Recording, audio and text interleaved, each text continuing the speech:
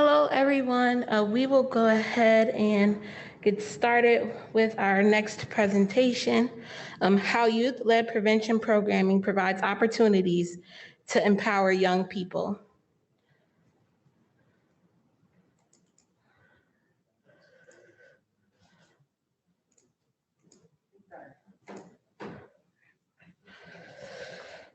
Kelli Solli has lived in the Columbus area for the past 15 years. She comes to the field of prevention with a background in mental health intervention. Kelli received her BS in Communication Sciences and Disorders in 2013 from Bowling Green State University and her Master's of Arts in Clinical Mental Health Counseling from Ashland Theological Seminary in 2016, where she met her husband, Dominic, who is also a mental health counselor here in Columbus. Kelli is also a licensed professional clinical counselor under Ohio's CSWMFT board. Over the years, she has specialized in working with children, teens, and their families. As youth recovery liaison, Kelli's goal is to find ways in which to better bridge the gap between AOD prevention and intervention services in order to more effectively support teens who are more at risk to AOD use. Additionally, Kelli is able to use her mental health background to enhance our team's practice of trauma-informed care. She uses her creativity to think outside the box concerning how our program can continue to build teens' resiliency to stress and negative influences and enhance our teens' sense of purpose by creating opportunities for them to use their passions to affect positive change in their communities. Vada Azeem was first introduced to Youth in middle school when he attended Winter's Choice Camp in 1997. He then went on to be involved with Youth Advisory Board and joined youth staff for his first Youth International Conference in 2000. As a teen, he also traveled to Bermuda as a member of the Youth Speakers Bureau. Vada is passionate about what gives his life meaning and purpose, using what he has learned as a means of being a service to others. He has dedicated most of his life to working with youth through various creative platforms and has become internationally known for his thought-provoking illustrations and songwritings. I now would like to introduce Youth up to the stage for their presentation. Thank you.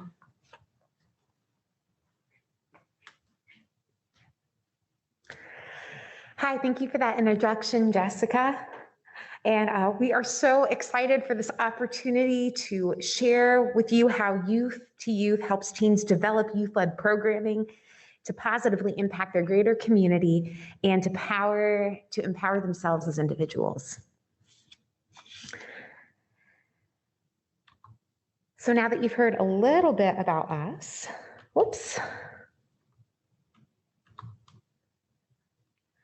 I'm going to share with you a little bit more about what Youth is and what we do in the community. So we were founded in 1982 and we serve the Franklin County community. We are a community-based drug prevention and youth leadership program focusing on middle school and high school students here in Columbus and the surrounding areas. And throughout the presentation, you're going to see a bunch of our teens in the slides and then in the mini documentary that we're going to show you. So you're going to get to see a lot of our teens' faces and hear their stories and their thoughts. So our goal truly is harnessing the powerful influence of peer pressure and turning it on its head. We want to use it as a positive force to encourage teens, to encourage each other to live free of alcohol and other drugs.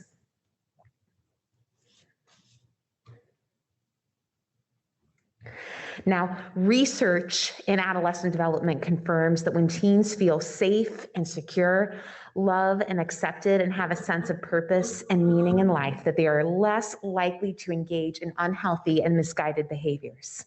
This is the premise of our Youth model. Our original youth-driven, adult-guided programming has set the standard for youth development and prevention across the country and around the world. Now, every youth group has their own programming and style, way of running things, We at Youth to Youth follow what is called a youth-led model. Now, youth-led programming is a community-based process that involves our young people. Our youth determine the problem. They identify the root causes, and they implement and select those evidence-based practices that are used to get to the root of the issues that they want to tackle. In other words, everything is dreamt with, designed with, and deployed with our teens for a teen audience. If you've ever heard the phrase, nothing about us without us, that is exactly what youth-led prevention embodies. Now, what is more is that youth-led programming directly combats the negative influences of ACEs by providing protective factors. According to the Mayo Clinic, when youth-led programs are implemented, it lessens the consequences of ACEs through offering young people a community that supports them, by providing them an opportunity to build close relationships with competent caregivers or other caring adults. It gives them the opportunity for positive social connections with peers, education and coaching regarding the development of individual problem-solving skills, and establishes in them a sense of belonging and purpose and something that's greater than themselves.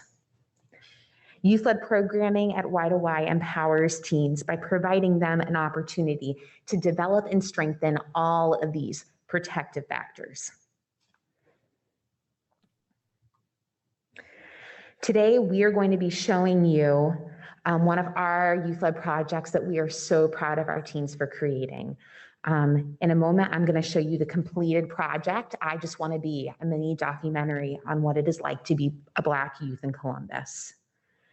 Afterwards, Vada Azeem, who has been working closely with these teens, will walk with you through how we support our teens in harnessing their unique leadership styles and skills to make a positive impact on this issue that they are so passionate about and deeply affected by.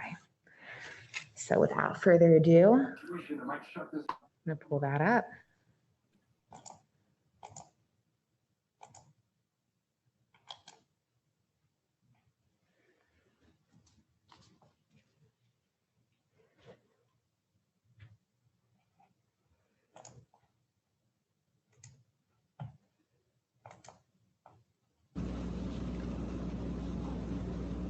You nervous? Yeah.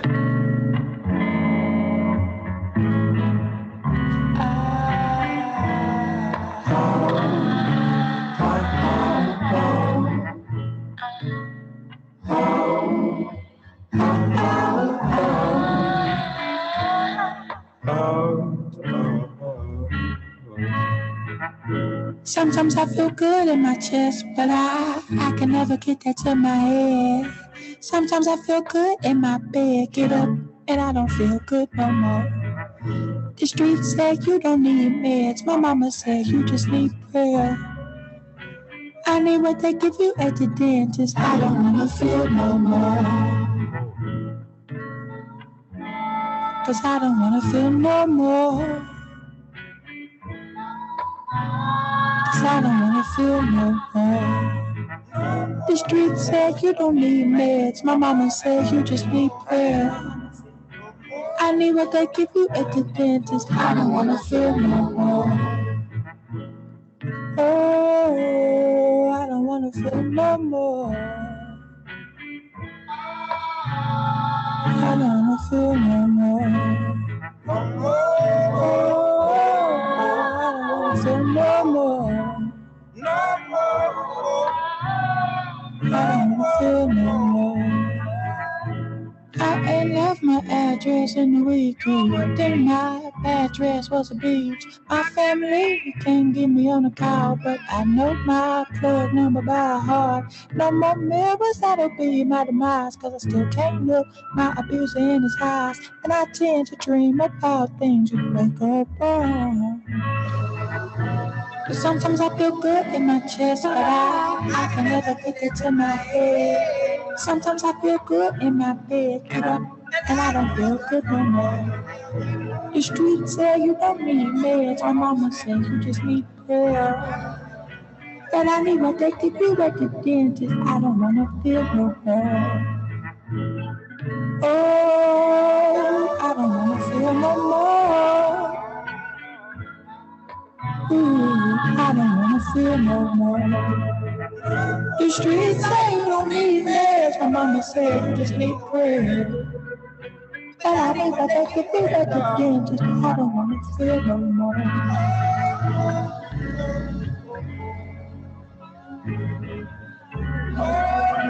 I need what they give you at the dentist. I need what they give you at the dentist. I need what they give you at the. I need what they give you at the.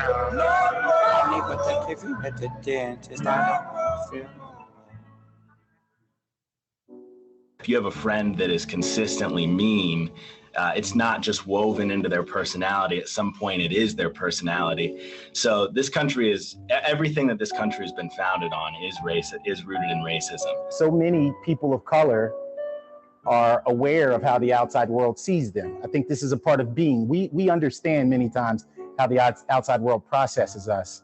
And to have that burden of knowing that the beauty you see in yourself, the uniqueness you see in yourself, the brilliance you see in yourself is something that others may not see the first time they pass you on the street, the first time you walk in their office.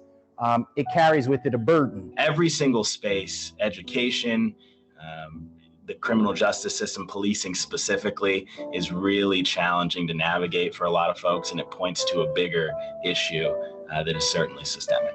The racism began right at the beginning of our nation, and if we can't acknowledge that, then none of these pieces will change, right? We can't address systemic racism, individualized racism will continue if we can't acknowledge the most obvious truth that we have as Americans. There's just facts to back it up, and you can't really argue with facts. I mean, this has been going on for hundreds of years now. I think much of the problem has been amplified by these systems in place that remove the power from the people in the community. A lot of people don't want me to succeed, so I gotta succeed. I mean, it's really like that. But I think it's really important for us to not lose sight of individualized racism. I think that's the most insidious part of racism, right? Is it's found a way to reinvent itself over time. These systems are made up of individual people. Yeah, I still think about that kind of stuff every single day. I mean, it's not like it isn't there. It's definitely there. Like, a lot of people kind of have this stereotype as like either pitying me or hating me. It's sort of like a pressure. And so if we look at many of our writers, playwrights, philosophers, James Baldwin talks about being in a constant state of rage. Richard Wright talks about the masks we wear. There's so many places that we've seen documented the presence of this dual identity. And so many of us as people of color, we feel it, we walk with it, we carry it.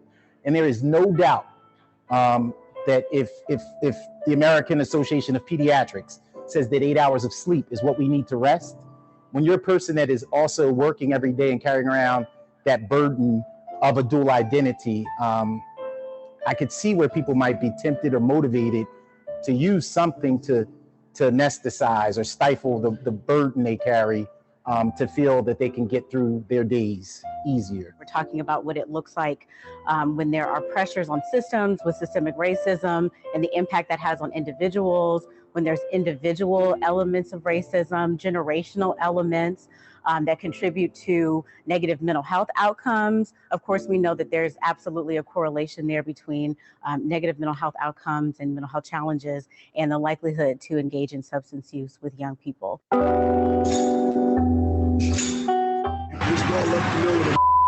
You said what? You want to know how much of a I am? Yeah. My brothers and sisters get killed on the streets every day. And it does make me anxious. It makes my mom anxious. It makes my family anxious. As those things become normalized, we begin to see people that market to our communities. We see the billboards. We see the litter on the ground. We begin to see characters in movies and plays that weren't written by us, casting us in our worst versions. There's this thing in CBT called behavioral activation, where if you're doing things and you're doing these habits and they're good habits, you're less likely to become to feel those depressive moods or symptoms and things like that. I don't think that many of the people in my neighborhood knew that what they were trying to do was either quiet their mind, still their mind, find tranquility. I don't think they knew they walked around with the dual mask, right? But I do think that they felt the pressure of being Black in America. Every action, reaction, equal is opposite. The cost basic, when the currency, common sense, full armor God, and a 4-5 with a ride, all advisory, let my people go with a frogs fly. Speedy trials don't stop new fires from bursting. Guilty verdicts don't uncry rivers from churches. What's virtue? Murder or the justification? How we miss words over sentences stolen by supplication. I think byproducts of racism are probably what contribute to the likelihood to engage in substance use.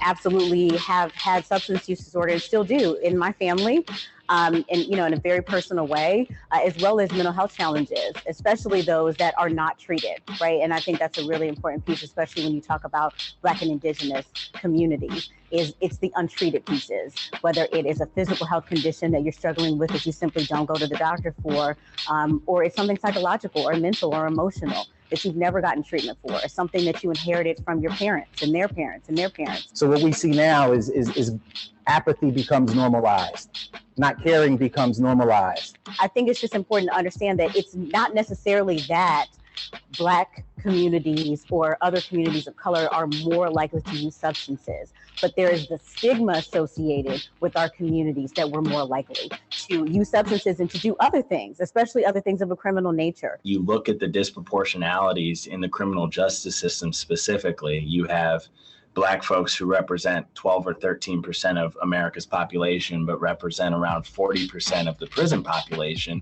And there are two arguments in place, and it can't be something in between. It's either that Black people are disproportionately affected by a system that is not built for them, or Black people are born more criminal. And I think people aren't willing to acknowledge that there are two arguments, and one makes you inherently racist, and the other is an acknowledgement of that system.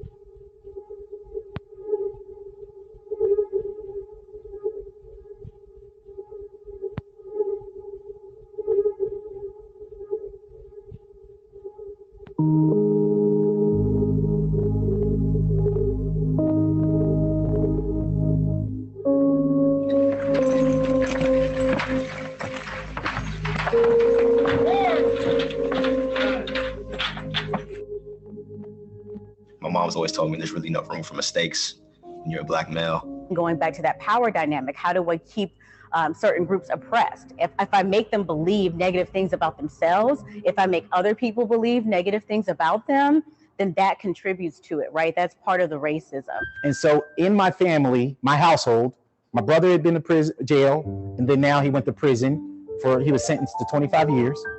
Oddly, the prison where he was serving time, there's only two institutions where I went to college, two large institutions. My college, Ursinus College, graded for prison.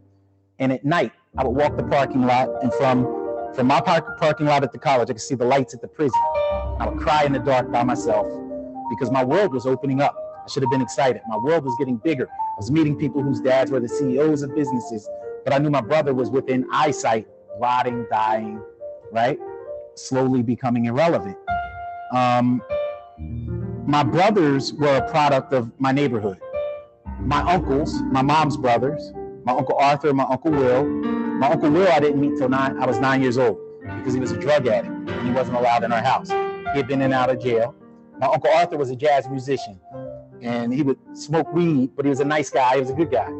But by the time I got to be about 16, 17, he went to jail for a year for DUI and little parole violations and things. So for me, I saw jail not as a place to avoid, but as a place I would inevitably end up. There were summers I would spend in my bedroom, and we had grates on my window so people wouldn't break in. And so I didn't have an air conditioner. I had a fan in my room and it would get hot. My mom lived in the front, and so she had an air conditioner. And if I got hot, I could go in her room and cool off. But I would literally stay in my room and do push-ups, 500 push-ups a day, 25 at a time, 25, drink a gallon of milk, because I wanted to be ready for when I went to prison that I'd be prepared, right? I mean, think about the disconnection that was going on. Think about that. I saw myself as inevitably destined for prison as a high school student, as a middle school student. Even though I knew I tested well, I spoke King's English, I just thought by virtue of living in my neighborhood, you'd end up in jail.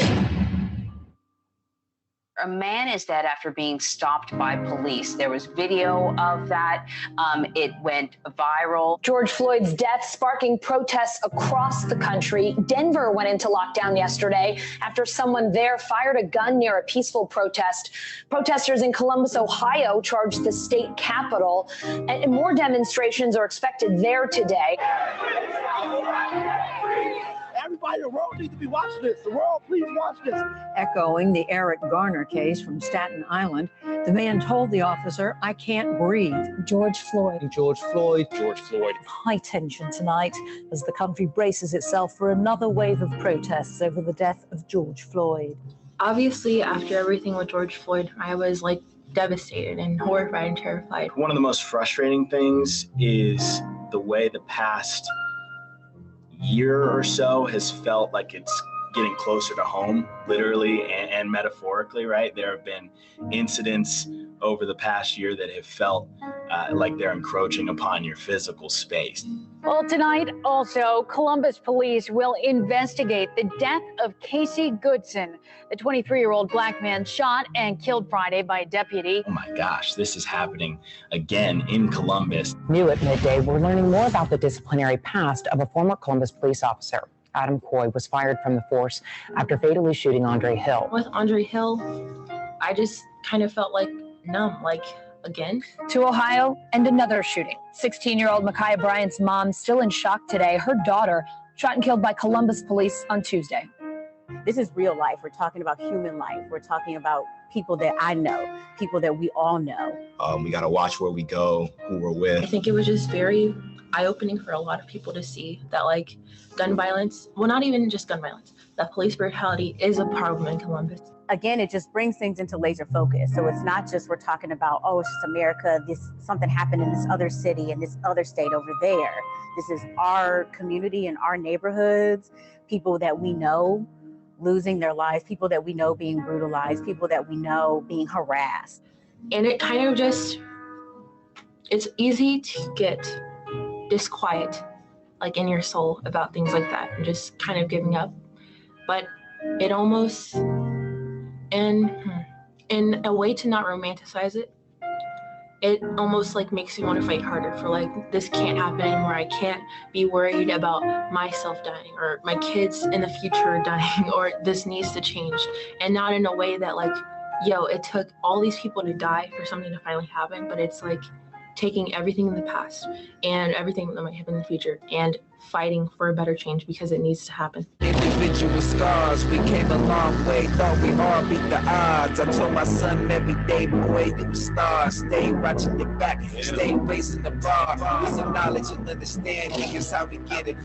Look in the mirror, I can show you what the difference is. Stay infamous. It's a black on black team, that's a mission kid. It's a knowledge and understanding is how we get it. But tell me, who's to resurrect all this blood? Carve a heaven from my black back. Call the babies back home. Prayers, nightmare, awake, awake. Coughing up strange fruits until it burns to smoke flames. Pouring in these streets, turn our bodies into barrels. Bullets flying in the wind like they flies of fire like the night. Slave catchers better run, run, tell this. We still here. Mouths of garden, placing seeds where the bullets be.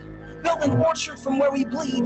Blood reaches the ground like hands of redemption. God. Make it make sense to me. Make it make sense to me. Make it make sense to me. Make it make sense to me. No, the babes. No, the babes.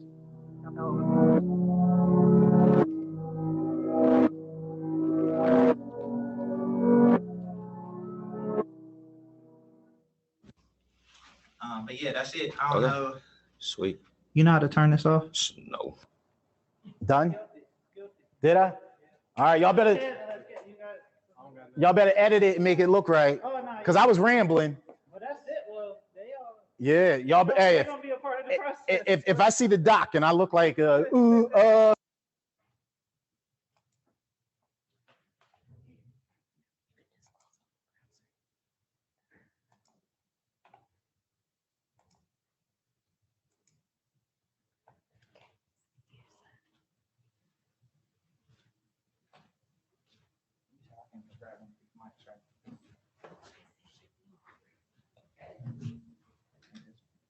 Check.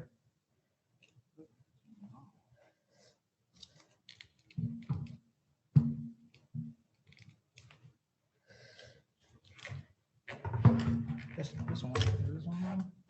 He was using both of them.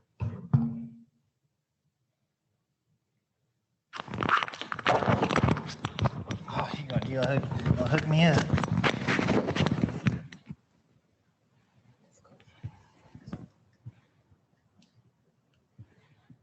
Cool.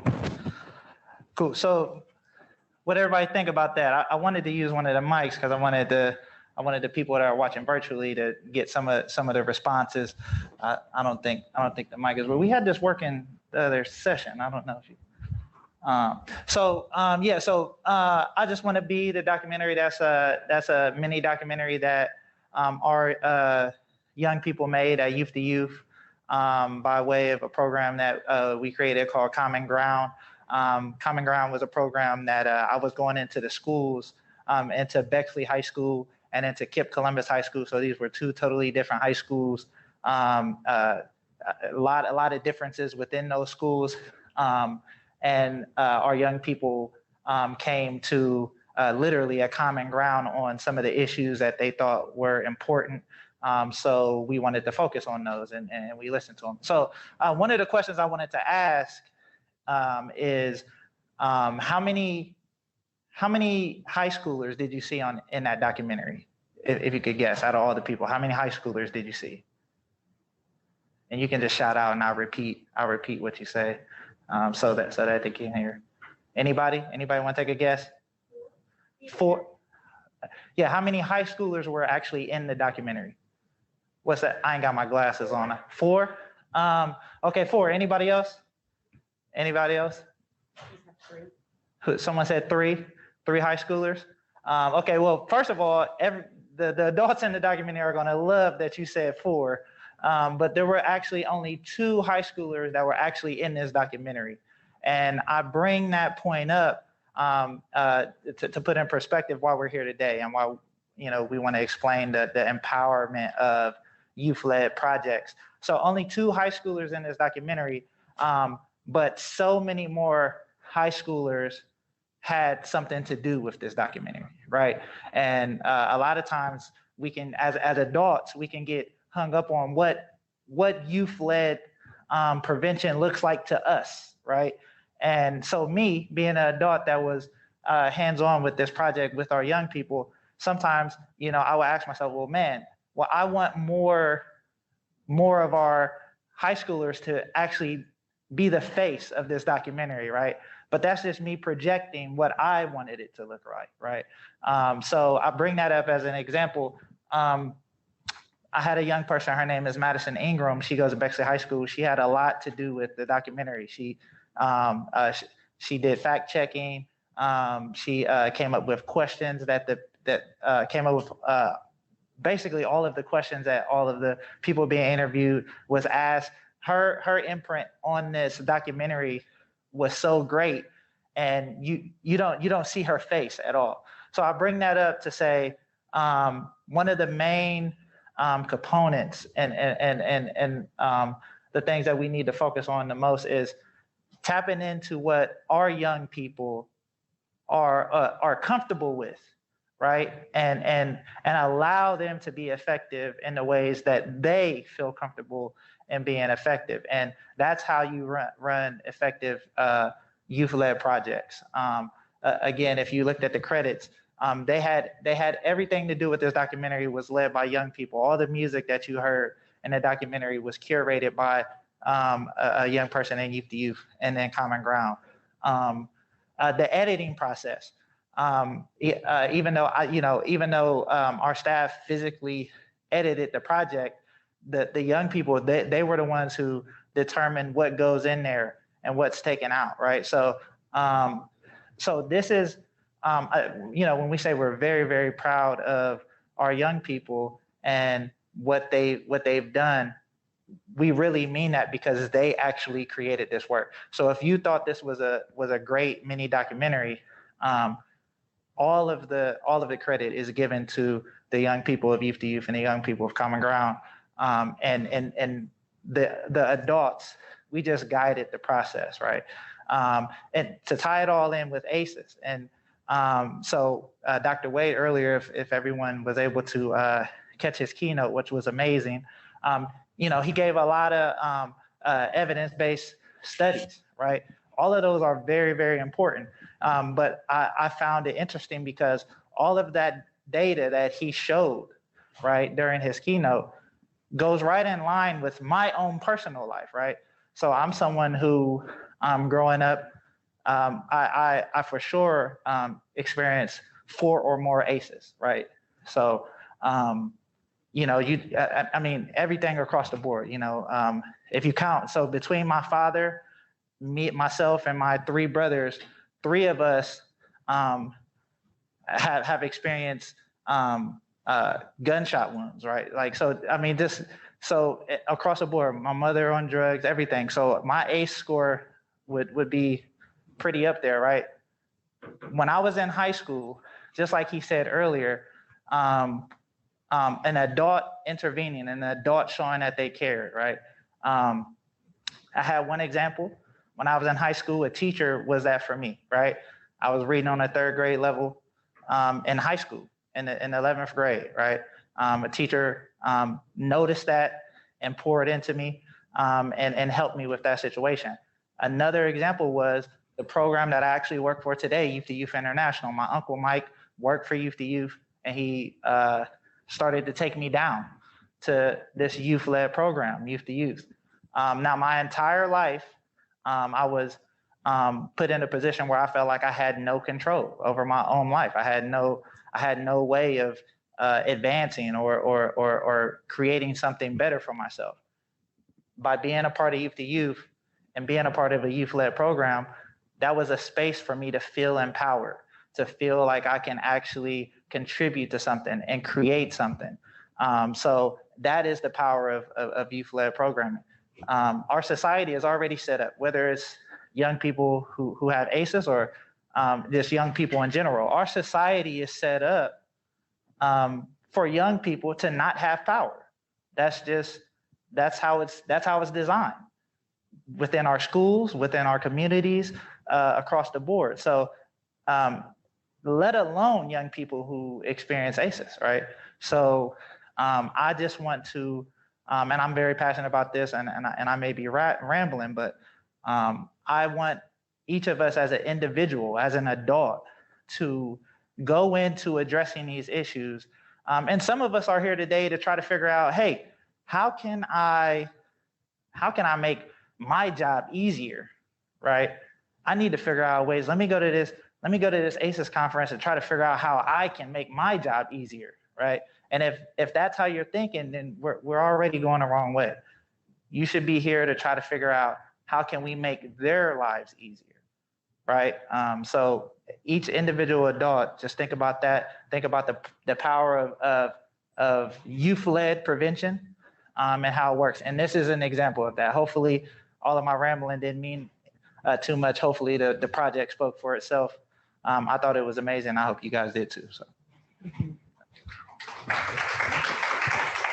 And if you are interested in learning more about, how maybe the nitty gritty of how we really work with our kids, breaking down that youth-led process, we would be so happy to talk with you, to meet with you.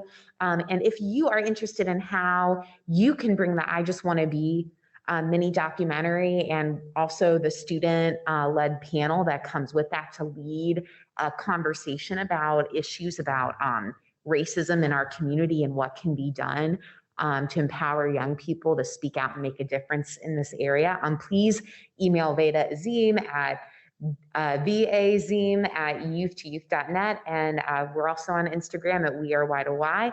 And you can follow the Y2Y Common Ground group specifically on Instagram at Y2Y Common Ground. Thank you.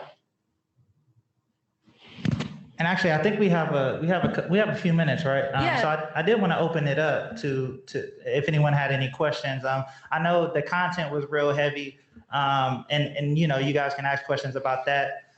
But also, if you have any questions about the process of our young people creating the documentary too. So we don't have any questions that have come online yet. But if anyone in the audience would like to ask a question, I will bring this lapel mic to you.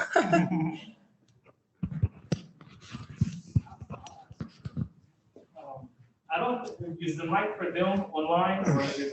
It's for online to pick up what you say. I'll wait for the mic. So first, thank you for sharing, and the documentary is excellent. And I will be in touch to see how we might be able to bring that to our organization. The question that I have, though, is I recognize the power in youth-led programming and the power in youth seeing themselves in the intervention and how that would instill for them some power and ownership over the process, and just this idea of them taking up space in environments that hadn't always welcomed them, but always are trying to solve for them. After the documentary is complete, what now? How are they activating now to further engage, spread the message, but also solve for some of the challenges that they uncover in the documentary? That's a great question. And that's not the first time that someone said that. What now? What now after this amazing documentary, right? Where does the work go from there? So our young people, we had a premiere the other day of the documentary at the Lenox movie theater, and it was amazing. It was filling. And someone asked that same question. Okay, what do we do from here? And what we plan on doing with the documentary, and what our young people plan on doing with the documentary, is taking this within schools and within their communities. And it's a mini documentary for a reason, because that's just a part of the presentation. So what they plan on doing is taking it into communities, into schools, showing this, and hopefully this ignites something in the community. And they're going to have panel discussions and communicate with their peers about collectively what can be done. So it's for them, it's not even about having the answers, but about finding answers on what they can do from this point on. So great question too, by the way. Thank you. Another thing that we do with this as well is, because these are teams that come regularly to our programming, whether it's Vada going into Bexley or KIP during their weekly programming, or whether it's our greater programming at Y2Y Wednesdays at our 1420 location, we maintain relationship with them. And because this did bring up a lot of stuff for our teens, because this is their existence, this is their life, their experiences, they're pouring their hearts. If you were watching Bryn and Mason in this, they were both very sincerely emotional. Bryn was on the verge of tears at one point if you looked close enough, so you can see the sincerity. So they keep coming back to our Y2Y Wednesdays, and we continue to have dialogue with them and say, hey, are you doing okay? Are you practicing self-care at home? And so in addition to those next steps, to mobilize their peers in the community, we're also taking those next steps during our weekly meetings in ensuring that we as their adult community, as their adult supports, are coming alongside of them and saying, hey, while you're using your voice, we also want to make sure that you are prioritizing your wellness too, not just, you know, helping other people and growing in their wellness. Another question. Yeah. You're going to have to walk all the way back. Go ahead. All right. Use the speak button in front of you. Is there? Oh, here we go. Does that help? Oh, good. All right. So because you said something that triggered another thought for me. So I think the content of this documentary is excellent. And I also recognize that it's happening in the midst of some arguments at our state legislature around this type of content being shared. This being youth-led is something that is powerful in the face that there are so many adults trying to determine what content youth can explore for themselves. How is this group of young people saying to the state legislators who are trying to shut this type of content down to say, no, no, no, we, the young people who are in the halls that you espouse to support, want to talk about this? How are they being empowered, informed, and organized to oppose things like House Bill 322 and 327? That is great.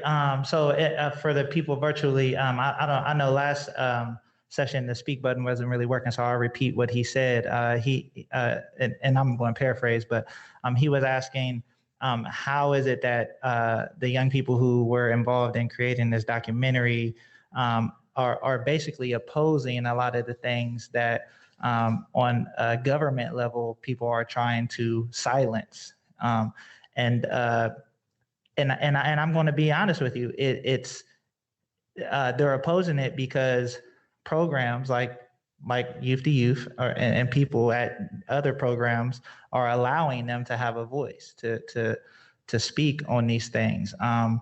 Even in the space of prevention, you know, a lot of people wanted to stay away from this content that we're showing right now because they deem it to be political. But racism isn't political. That's not a political thing. It's a human issue. It's not a political issue. So that's why I'm extremely proud of our young people to step up and create this kind of content. We just wanted to be there to support that and the issues that they wanted to talk about, regardless of what's going on downtown, right? So we actually have one question that came in online. How can we connect young community members to your organization? Is there a referral process or a person they can connect with? That's a fantastic question. I'm so excited to answer that. So there is no referral process. We're completely free to the Franklin County community and the surrounding Franklin County communities. So if you're interested, honestly, you can look us up you can follow us on Instagram. Our information's on there at We Are Y to Y. You can also look us up at our website, youth2youth.net. And all the information for our programming is there. We meet every Wednesday night from 6 to 8 p.m. at 1420 Fields Avenue, right across from the Ohio State Fairgrounds. We're there every Wednesday night. If you are a young person that's in 9th to 12th grade, you are welcome. You can just walk in. All of our contact information is online too, and Vada's information is on the screen. I'm happy to share mine as well. Kelli Solli, KELLY SOLLI 17 @gmail.com. And please contact us if you have any more information. Yeah, can you think of anything else? No, unless there's more questions. I just want to make sure. I just want to make sure we answer everyone's questions. So. Really quickly, Vada, can you share a little bit about the Youth-Led Prevention Network and its ability to advocate at the legislative level? Kind of to get a little more to your question around youth having a voice in the legislature. Can you just talk a little bit about that? Yeah. So to be honest with you, I'm not very knowledgeable on that. As far as youth to youth as a youth-led program, I know that we always have people who have a voice in that and who are advocating for our young people in terms of those things. Our staff members who are more versed in that type of stuff, we're not here. But again, those are all, if anyone has those type of questions, you can definitely contact us at that, or you can share. You're already knowledgeable about it. So it's weird that you asked me a question that you're like a liaison in. Yeah, please give her the mic. Give her the mic for this. No, Vada's amazing, but many of the youth who engage in Youth to Youth are also engaged through Prevention Action Alliances. We are the majority. And that is for youth who want to take an advocacy route and become engaged with local legislative issues and advocate for them. So I'd encourage you to take a look at Prevention Action Alliance as well as Youth to Youth, because they work hand in hand. So when those young people come up through Youth to Youth and say, how can I have a voice within legislation and policy? Then they are, routed and connected in through Prevention Action Alliance. School-based probably allows them to operate regardless of what the school does. Right. Correct. That's right. So what Captain Parrish just said, that because Youth to Youth and we are the majority through Prevention Action Alliance, these are community-based initiatives. So there's not that potential for retaliation or issues within the own school and going against school curricula. So it's a third party, it's neutral. Thank you. That was wonderfully said. And we are just at about time. Thank you so much, Youth to Youth, for coming and presenting. You did an incredible job. Just as we are for the virtual folks and the in-person folks, we are going into our 2 o'clock break. It's from 2 to 2:15. There are refreshments upstairs. And virtually, please continue to enjoy our video presentations throughout the day. Thank you.